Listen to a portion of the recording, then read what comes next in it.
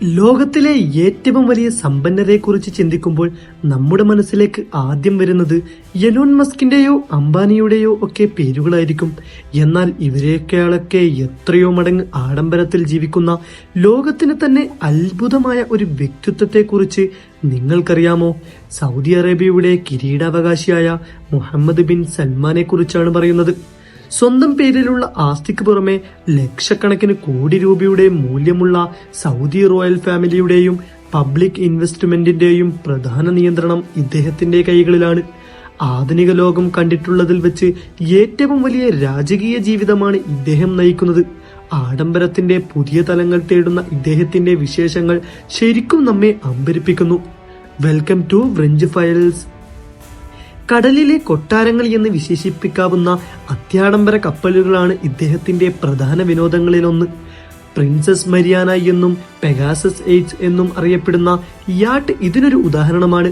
ഏകദേശം 1000 കോടി രൂപയോളം ചെലവിട്ടാണ് ഇത് സ്വന്തമാക്കിയത്.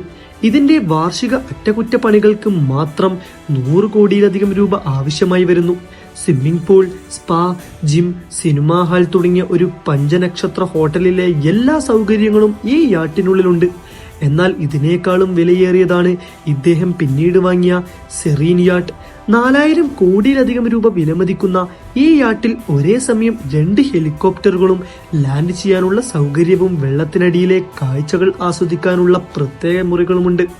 ലോകസമ്പന്നമായ ബിൽ ഗേറ്റ്സ് പോലും കോടിക്കണക്കിന് രൂപ വാടക നൽകി ഈ യാട്ട് ഉപയോഗിച്ചിട്ടുണ്ടെന്ന് ഇതിന്റെ മൂല്യം വ്യക്തമാക്കുന്നു.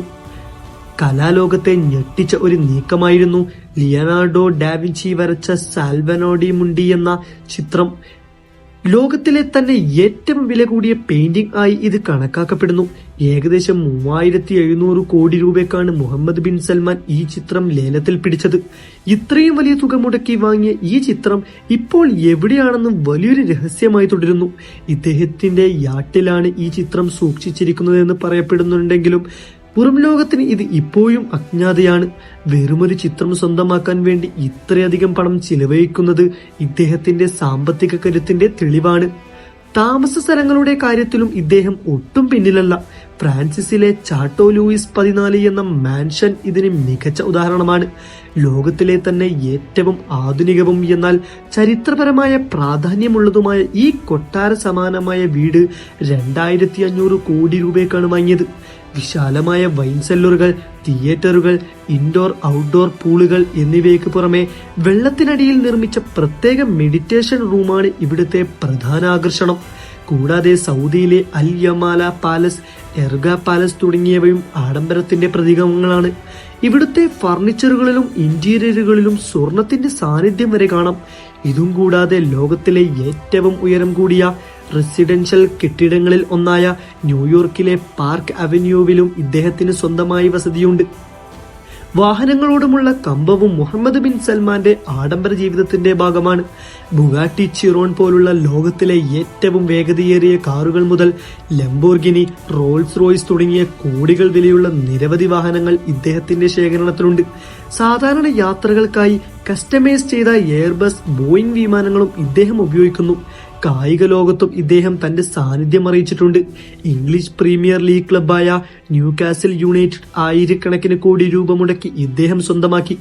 ഇവയെല്ലാം നിയന്ത്രിക്കാനുള്ള ഇദ്ദേഹത്തിന്റെ പ്രധാന വരുമാനം എണ്ണ കമ്പനിയായ സൗദി ആരാംകോ ആണ്. ലക്ഷക്കണക്കിന് കോടി രൂപയുടെ ആസ്തിയുള്ള ഈ കമ്പനിയുടെ പരമാധികാരം ഇദ്ദേഹത്തിന്റെ കൈകളിലാണ്. ശരിക്കും പറഞ്ഞാൽ ആഡംബരം എന്ന വാക്കിന് മുഹമ്മദ് ബിൻ സൽമാൻ നൽകുന്ന അർത്ഥം ലോകത്തെ മറ്റേതൊരു കോടീശ്വരനേക്കാളും വലുതാണ്.